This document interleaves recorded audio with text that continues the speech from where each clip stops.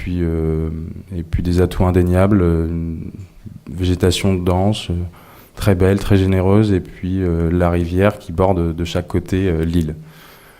Voilà pour la présentation du site. On va accélérer un petit peu parce que là on traîne, et pour rentrer vraiment dans le vif du sujet, donc là je pense que Thibaut va embrayer puis parler un petit peu du projet oui, donc, et de ses prémices. Du coup, le début de la conception, au début de la conception, on s'est donné quelques objectifs. C'était donc d'avoir une démarche de réemploi de matériaux pour la construction en fait, de toutes les installations. Donc ça, c'est les premières esquisses qu'on a produites en janvier. Donc on a généré une implantation du site en se disant, bon, on a un théâtre et une salle de répétition de danse, c'est nos 2 points forts d'accroche. Ensuite, nous, de quoi on va avoir besoin pour la réalisation du festival, c'est un bar, un amphithéâtre, une scène de musique, une cuisine et des toilettes. C'est les installations primaires en fait, qui nous permettraient d'accueillir en fait, ce festival, donc avec un point de pivot central qui est le bar, parce qu'un festival c'est un événement festif, donc tout le monde va se retrouver au bar à un moment. Et ce qui nous permettait à cet endroit-là de donner en fait une vue sur tous les éléments qui concentraient en fait les scènes de spectacle. Donc dans cette démarche il y avait cette démarche de réemploi et une conception-réalisation souhaitée, c'est-à-dire on récupère tous les matériaux et on va tout construire nous-mêmes. Donc c'était un souhait du début qui était un peu ambitieux, et donc dans nos premières esquisses on avait un petit peu les yeux plus gros que le ventre, où on avait déjà anticipé le fait qu'on puisse récupérer donc des matériaux de petites sections, parce qu'on s'est dit le réemploi on va pas récupérer des sections courantes de même dimension, de même taille. Donc dans un premier temps on avait dessiné cet amphithéâtre, si tu peux revenir juste avant, où en fait on avait le principe de murs faits en ballots de paille qui auraient été contraints avec des sangles, sur lesquels on serait venu poser des sortes de poutres composites fabriquées avec des chutes de chevrons et des éléments d'OSB, comme on peut le voir sur cette image, donc pour porter sur une longueur de 6 mètres. Donc ça, c'était une esquisse, vous verrez par la suite qu'on n'a pas pu le faire. Ensuite, pour le bar, le principe, c'était d'avoir un élément central, donc isotrope, donc pas orienté, que les gens puissent venir tout autour et que ce soit vraiment comme un phare posé au milieu de la plaine. Et qu'en fait, les caisses, donc les comptoirs, fabriquent le contreventement de toutes les fermes. Et ensuite, une scène musicale extérieure où on aurait, dans l'idée, travaillé des structures tendues, mais pareil, on n'avait pas encore la compétence pour le faire.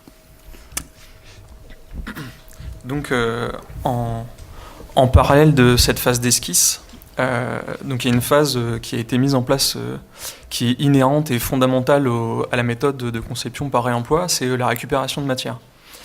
Donc, dans cette logique de réemploi, dans le but de ne pas gaspiller les ressources, on s'est donné une contrainte géographique pour la récupération de la matière, qui était d'une 50aine de kilomètres autour de Louvie, en fait, où était le point de chute de notre matière, puisqu'on avait un hangar qui nous était prêté, où on a pu entreposer et commencer la mise en œuvre de la matière. Voilà, donc la première méthode pour récupérer donc ça c'est le hangar. La première méthode pour récupérer la matière, en fait, ça a été d'aller glaner chez des charpentiers. Donc d'appeler, de prendre des rendez-vous, de taper à la porte et de voir ce qu'on avait à nous proposer, à nous donner. Donc jamais sans aucune contrepartie. Le but c'était de tout récolter de manière gratuite, juste en donnant un peu de sueur et un peu de nous-mêmes. Donc on s'est principalement orienté vers les charpentiers parce que on pensait que c'était ceux qui allaient pouvoir avoir des grandes sections et des choses exploitables. Là, comme vous le voyez, on est aussi allé chez des ébénistes ou des menuisiers qui ont pu nous donner plus des conseils que de la matière en réalité. Et en fait, cette phase elle est importante parce que elle nous a aussi donné un contact avec des gens que vous verrez plus tard durant votre vie professionnelle et avec qui vous n'aurez pas du tout les mêmes relations que ce qu'on a eu là, puisqu'on a pu parler et avoir une relation assez saine avec eux en fait. Donc Donc là, comme vous voyez, c'est le hangar. Donc forcément, la récupération de matière chez des charpentiers, on récupère un petit peu de tout, un peu n'importe quoi aussi. Et donc ça nécessite un classement. Et donc là, vous le voyez, on a essayé de classer dans le hangar par type de matériaux. Et on avait entamé aussi un classement informatique pour essayer de savoir à peu près ce qu'on avait, parce que c'était le point de départ des projets ensuite. Donc il fallait savoir ce qu'on avait à disposition pour pouvoir faire nos projets. Mais par contre, donc, on s'est rendu compte, on a fait un constat, c'est que cette méthode de récupération de matière, elle présente certains inconvénients. Donc elle est très chronophage, puisque en plus de l'activité professionnelle de certains, il fallait aller le week-end chez des charpentiers, récupérer la matière, la classer, la ramener au hangar. Donc ça demandait beaucoup de temps. Et on n'a pas forcément récupéré la matière qu'on imaginait ou qui aurait été nécessaire à la réalisation des projets qu'on avait projetés. Donc il y a eu deux postures pour la récupération de matière et le réemploi et la conception. Donc c'était une posture qui était plutôt celle qu'on a utilisée pour la cuisine, donc vous verrez après, qui était d'adapter le projet en fait à la matière qu'on aurait glanée, de voir ce qu'on a et de faire à partir de ce qu'on a. Et il y a un autre type de méthode qui a été utilisée, c'était de créer le projet en amont et d'essayer de récupérer la matière qui correspondait au bon fonctionnement et à la bonne marge du projet. Donc on s'est aperçu que la récupération de matière chez les charpentiers ne correspondait pas forcément à ce qu'on attendait, et on a donc pu tester une autre méthode de récupération. Ouais, c'est ça, parce qu'au bout d'un moment, on s'est dit, bon, c'est bien rigolo d'aller faire le tour des charpentiers avec notre camion, mais en fait, on va pas réussir à faire toutes nos installations comme on avait prévu dans ces très belles esquisses. Et donc, on s'est dit, ça va pas le faire, il nous faut plus de bois, il nous faut plus de matière, et donc on a trouvé une charpente sur le site donon.org, et on a trouvé donc des personnes qui voulaient retaper leur maison. Donc ils avaient déjà commencé en fait à faire des travaux dans leur maison, c'est-à-dire à remettre les premiers planchers, et donc ils avaient absolument besoin en fait de démonter leur ancienne charpente. Et donc il y a eu une relation de confiance rapide, c'est bon, vous venez vraiment la semaine prochaine pour démonter cette charpente, oui ou non, quoi. Donc ils nous mettaient un peu la pression, oui, on a des charpentiers qui veulent bien venir récupérer tout ça.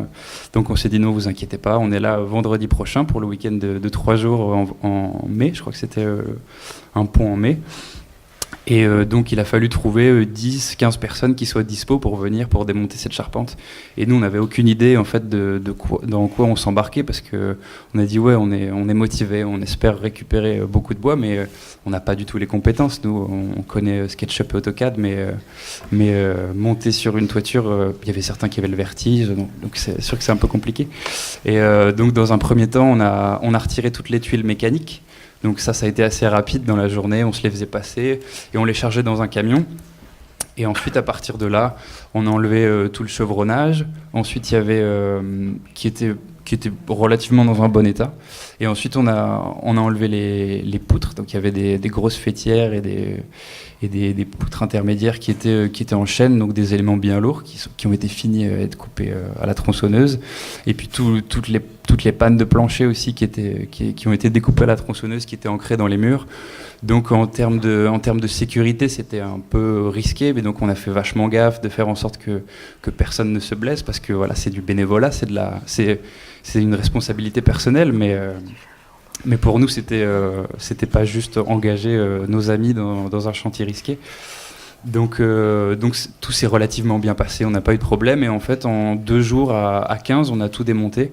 Et honnêtement, on ne pensait pas pouvoir faire ça en si peu de temps. Et donc, je sais pas, en comparaison, on a mis quoi, 4-5 week-ends à récupérer tous les matériaux chez les charpentiers. Et en fait, c'était vraiment déprimant de se rendre compte de ce qu'on avait récupéré. Et puis là, en 2 jours à 15, on s'est rendu compte que la force de l'équipe avait vraiment du poids. Donc on avait récupéré des matériaux relativement sains, à part les chevrons qui étaient un petit peu imbibés d'eau, mais on les a laissés sécher, donc ça allait. Et puis après, toutes les poutres étaient relativement en bon état. Donc là, à partir de ce moment-là, on a pu se dire, allez, c'est parti, on va commencer à construire, quoi. Donc cette deuxième étape de conception est arrivée, on savait à peu près quantifier ce qu'il nous fallait comme bois par installation, et donc le bar qui avait été conçu sur un peu le même principe, avec le principe des caisses qui fabriquent le contreventement entre les fermes. On a juste changé le principe de toiture en cours de route, parce que étant un élément isotrope, pas orienté, on ne pouvait pas juste lui donner une orientation de toiture. Donc le principe, c'était voilà, tous les composants de caisse étaient les premiers éléments qu'on a construits avec des comment on appelle ça, des cales qu'on trouve sur les camions qui transportent des grandes planches de bois. Il y a des cales entre chaque planche, et donc ça c'est un truc qu'on a beaucoup récupéré chez des chantiers, qu'on a récupéré chez les charpentiers. Donc on en avait une centaine, ce qui nous a permis de construire tous les montants en fait de ces caisses. Donc ça c'est le premier élément. Ensuite les fermes étaient construites avec toutes les pannes de plancher là, c'est toutes les poutres que vous voyez, tous les éléments de poteau, et ensuite tous ces éléments de la ferme étaient assemblés par 2 panneaux d'OSB qui eux étaient des éléments achetés, parce que c'est assez compliqué de trouver ce genre d'éléments. Et donc le principe c'était d'avoir des modules qui s'assemblaient comme ça, comme une structure tunnel, et puis par le dessus donc un principe de poutre qui vient en travers et qui fabriquait la toiture. Donc oui. Ensuite donc ça c'est les seuls éléments qu'on a achetés, c'est de l'OSB, des boulons de charpente, on en a acheté beaucoup. Et ensuite, ce qui fabriquait la toiture, c'était de la bâche armée tendue avec des tendeurs élastiques, un peu comme le principe d'une bâche qu'on accroche sur une remorque, en fait, en quelque sorte. Et ça, c'est le ratio entre réemploi et neuf dans la structure. Donc, comme vous voyez, c'est sur tous les panneaux d'OSB, et puis tout ce qui est éléments de toiture qu'on a acheté. Et puis à cet endroit-là, vous pouvez retrouver les petites fermettes qu'on avait récupérées chez des charpentiers. Voilà. Et donc le principe en fait de tous ces éléments, c'est que oui, on fabrique des éléments qui sont faits à base de matériaux de réemploi, mais on avait nous aussi dans l'idée de dépenser notre énergie pour qu'elle puisse être elle-même réutilisée, parce qu'un festival, c'est tellement d'énergie dépensée que c'est un peu contradictoire avec le nomadisme. On va passer, 1 an à bosser pour au final à peine 2 jours d'événement. Ce serait un peu absurde de devoir tout jeter derrière. Donc nous, on a pensé les structures et tous les éléments qu'on concevait pour qu'ils soient tous réemployés et qu'ils puissent être réutilisés pour le festival ou pour d'autres festivals à la suite.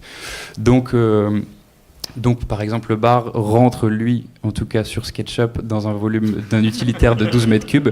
Malheureusement, on n'avait pas de 12 mètres cubes, donc on a fait ça en 2 voyages, parce que notre petit camion faisait 7 mètres cubes. Donc finalement, le ratio est pas mauvais, quoi. Et donc la cuisine... L'empreinte carbone est pas bonne. L'empreinte carbone, c'est une autre chose, ça.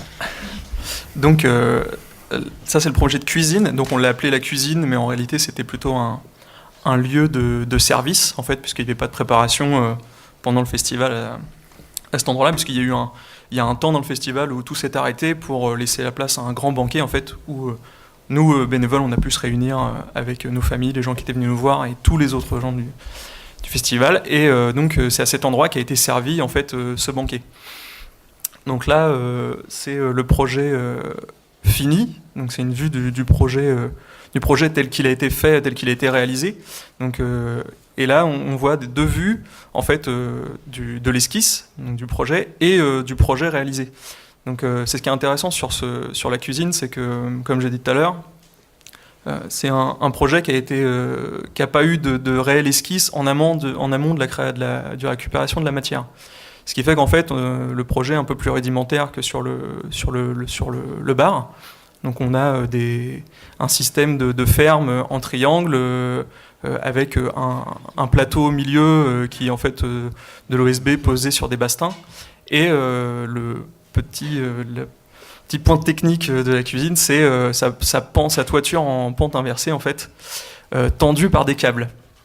Et donc si vous comparez les 2 projets, en fait, vous voyez qu'à la réalisation, les câbles ont disparu, laissant place à des contrefiches. Parce que ce qui est intéressant aussi, c'est de se poser une question qu'on ne s'est jamais posée pendant les études, qui est la réalité de la réalisation sur place, en fait. Et là, on l'a pris de plein fouet, puisque c'était nous qui réalisions toutes les constructions, et nous aussi qui avions fait les projets. Et voilà, il y avait 2 personnes en une, en fait. Celui qui voulait vraiment réaliser son projet tel qu'il l'avait dessiné à tout prix, et celui qui se décidait à ne pas faire tomber la structure sur les gens qui allaient venir se servir. Et, mais donc voilà, l'intéressant c'est l'expérimentation, même si elle n'arrive pas au but recherché, c'est l'expérimentation et la tentative en fait. Voilà, donc là c'est l'isométrie de la cuisine finie qu'on verra plus tard dans les photos. Alors moi, du coup, je vais vous parler un peu de la scénographie. On est arrivé un peu sur le projet en cours de route. On est arrivé quasiment fin mai, même presque fin juin. Ouais, presque fin juin. Du coup, sur la temporalité, c'était un peu compliqué de préparer, faire de la récupération de matériel, même de commencer à monter les plans, de pouvoir les échanger. Du coup, on a été un peu pris de court. Voilà, nous, on était une équipe de 3 personnes, donc moi, une autre personne de l'école des Beaux-Arts et une autre personne aussi de l'école d'architecture. Déjà, un des problèmes, c'était notre façon de voir les choses et l'espace. Ça a été assez difficile au départ de un peu cohabiter, de se trouver, parce qu'on n'a pas du tout la même relation à l'espace, à l'environnement. Nous, on va travailler tout seul un peu sur nos projets, on va travailler dans des espaces, souvent clos, souvent blancs, des trucs comme ça. Là, se retrouver en extérieur, à avoir une échelle beaucoup plus importante, à travailler avec un espace qui est très grand, c'était assez difficile de concevoir ça. Vu le délai qu'on avait aussi et l'enjeu un peu de la scénographie, de pouvoir créer un peu une dimension, un univers, un unérisme, enfin, c'était un peu compliqué de mettre tout ça en place et de pouvoir se trouver, discuter et tout, quoi. Et le budget aussi qu'on avait, et trouver des solutions pour qu'on puisse justement envahir cet espace-là, jouer avec les structures qui étaient déjà en place avec les copains. Et